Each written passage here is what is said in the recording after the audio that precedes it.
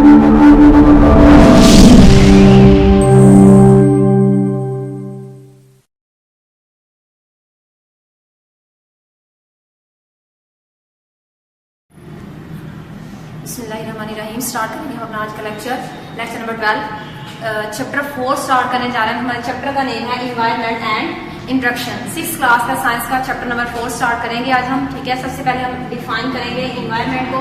What is environment? Environment से क्या मुराद है? इन्वायरमेंट या माहौल हम किस चीज को कहते हैं? इन्वायरमेंट को जब हम डिफाइन करते हैं तो हम ये कहते हैं कि किसी भी एक लिविंग ऑर्गेनिज्म के इर्द गिर्द उसकी सराउंडिंग में जो भी चीजें मौजूद हैं, चाहे वो लिविंग है या नॉन लिविंग है, जो उसको सराउंड करती हैं वो क्या कहलाती हैं? उसका इन्वायरमेंट कहलाती है। ठीक है, एक ऑर्गेनिज्म के अराउंड जो भी चीजें सराउंड कर रही हैं उसे वो उसका क्या कहलाएंगी? वो उसका इन्वायरमेंट कहलाएंगी, चाहे वो लिविंग थिंग्स हैं या वो नॉन लिविंग थिंग्स हैं। ठीक है, वो मिलके क्या कहलाती है? उसका इन्वायरमेंट कहलाती है। नेक्स्ट हमारे पास है कंपोनेंट्स ऑफ इन्वायरमेंट।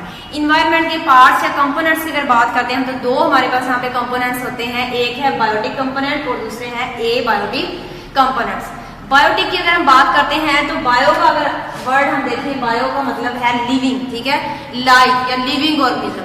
तो बायोटिक कंपोनेंट्स ऐसे कंपोनेंट्स हैं जो कि लिविंग पार्ट है हमारे इन्वायरमेंट का, एक जानदार हिस्सा है हमारे इन्वायरमेंट का, वो क्या कहलाएगा? बायोटिक कंपोनेंट कहलाएगा। बायोटिक कंपोनेंट्स कौन कौन से हमारे इन्वायरमेंट के अंदर अगर हम बात करते हैं तो जितने भी प्लांट्स हैं वो सारे लिविंग ऑर्गेनिजम्स हैं। ठीक है, बायोटिक कंपोनेंट है।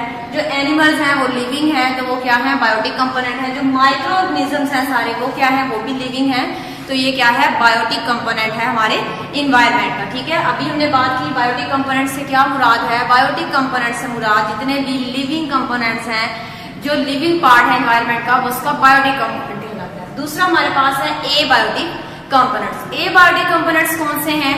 जो नॉन लिविंग पार्ट है हमारे इन्वायरमेंट का, वो कहलाता है एबायोटिक कंपोनेंट्स। अब एबायोटिक कंपोनेंट्स इन्वायरमेंट में कौन कौन से हैं? जिस तरह से हवा है, पानी, रोशनी, दर्जा हरारत, टेम्परेचर, ये सारे के सारे क्या है? ये हमारे इन्वायरमेंट के ये नॉन लिविंग पार्ट है या एबायोटिक कंपोनेंट्स कहलाते हैं। ठीक है, तो ये दो हमारे पास हो गए कंपोनेंट्स। एक है बायोटिक यानी लिविंग और दूसरा है एबायोटिक यानी नॉन लिविंग। नेक्स्ट हम जो आज हमारा टॉपिक है जिसे हम एक्सप्लेन करेंगे वो है बायोटिक कंपोनेंट्स ऑफ इन्वायरमेंट। अभी हमने बात कर ली बायोटिक कंपोनेंट्स क्या है। जो लिविंग पार्ट है हमारे इन्वायरमेंट का वो बायोटिक कंपोनेंट कहलाता है। हमने इसकी एग्जांपल भी देख ली कौन कौन सी है। प्लांट्स हैं, एनिमल्स हैं और माइक्रो ऑर्गेनिजम्स हैं। अब इसको हम वन बाय वन इनको एक्सप्लेन कर लेते हैं यहाँ पे। ठीक है, बायोटिक कंपोनेंट में सबसे पहले हमारे पास आ जाते हैं producer. Now what are producer? Producer से क्या मुराद है? प्रोड्यूसर से मुराद वो जानदार जो अपने खुराक को तैयार कर सकते हैं फोटोसिंथेसिस के जरिए से, उन्हें क्या बोलते हैं? प्रोड्यूसर्स बोलते हैं। प्रोड्यूस करने वाले, पैदा करने वाले। ठीक है, प्रोड्यूसर्स। अगर हम इसको डिफाइन करेंगे, what are producer? The organisms which can make their own food by photosynthesis are called producer. इन्हें हम प्रोड्यूसर्स बोलते हैं। तो आप सबको पता है कि फोटोसिंथेसिस किन के अंदर होती है? प्लांट्स के अंदर होती है या एनिमल्स के अंदर होती है? जाहिर सी बात है प्लांट्स के अंदर होती है। ठीक है, प्लांट्स के अंदर क्यों होती है? क्योंकि हमने कहा था उनके अंदर क्लोरोफिल मौजूद है जो कि एनिमल्स में तो नहीं मौजूद। तो क्लोरोफिल की वजह से प्लांट्स के अंदर फोटोसिंथेसिस होती है जिसके जरिए से सारे प्लांट्स अपने खुराक को तैयार करते हैं। तो प्लांट्स ही बेसिकली क्या कहलाते हैं? प्रोड्यूसर्स कहलाते हैं। वो जानदार, वो ऑर्गेनिज्म जो अपनी खुराक खुद तैयार कर लें वो प्रोड्यूसर्स कहलाएंगे। तो अगर हम अपने इन्वायरमेंट की बात करते हैं, यहाँ प्रोड्यूसर्स कौन है? जितने भी जो प्लांट्स हैं वो क्या है हमारे इन्वायरमेंट के अंदर? वो प्रोड्यूसर के तौर पर काम करते हैं। नेक्स्ट जो दूसरा है हमारे पास वो है कंज्यूमर्स। कंज्यूम करने वाले, इस्तेमाल करने वाले। अब कंज्यूमर्स से क्या मुराद है? वो सारे जानदार जो अपनी खुराक को तैयार नहीं कर सकते क्योंकि इनके अंदर फोटोसिंथेसिस नहीं हो रही है, अपनी खुराक को तैयार नहीं कर सकते, तो फिर क्या करेंगे? खुराक कहाँ से लेंगे? तो ये अपनी खुराक के लिए डिपेंड करते हैं प्रोड्यूसर्स के ऊपर, प्लांट्स के ऊपर, डायरेक्टली या इनडायरेक्टली। अपनी खुराक किससे लेंगे? प्लांट से लेंगे। ठीक है, कंज्यूमर्स को अगर हम डिफाइन करते हैं, what are consumers? The organisms which do not make their own food, जो अपनी खुराक को तैयार नहीं कर सकते। एंड फीड ऑन प्लांट्स, वो क्या करते हैं? अपनी खुराक किससे लेते हैं? पौधों से लेते हैं, डायरेक्टली या इनडायरेक्टली अपनी खुराक पौधों से लेते हैं। अगर हम इसकी एग्जांपल की बात करते हैं, कंज्यूमर्स कौन है? तो जितने भी एनिमल्स हैं, क्योंकि वो फोटोसिंथेसिस नहीं कर सकते तो वो सारे के सारे क्या कहलाएंगे? कंज्यूमर्स कहलाएंगे। अब ये जो कंज्यूमर है इसके अंदर मजीद हमारे पास 3 स्टेजेस आ जाती हैं। इसकी आगे मजीद 3 डिवीजन है हमारे पास कंज्यूमर्स की। उसमें सबसे पहले अगर देखें यहाँ पे ये हमारे पास है हर्बीवोर्स, ठीक है। हर्बीवोर्स हर्ब से निकला है यानी जड़ी बूटियां खाने वाले। Herbivores animals that eat only plants are called herbivores, ठीक है। जो सिर्फ और सिर्फ प्लांट्स के ऊपर फीड करते हैं वो क्या कहलाते हैं, वो हर्बीवोर्स कहलाते हैं। कौन से हैं, जिस तरह से हॉर्सेस, गोट्स, शीप, ठीक है। ये सारे के सारे क्या हैं, ये सारे के सारे हर्बीवोर्स हैं जो कि प्लांट्स के ऊपर फीड करते हैं, डायरेक्टली प्लांट्स के ऊपर फीड कर रहे होते हैं, ठीक है।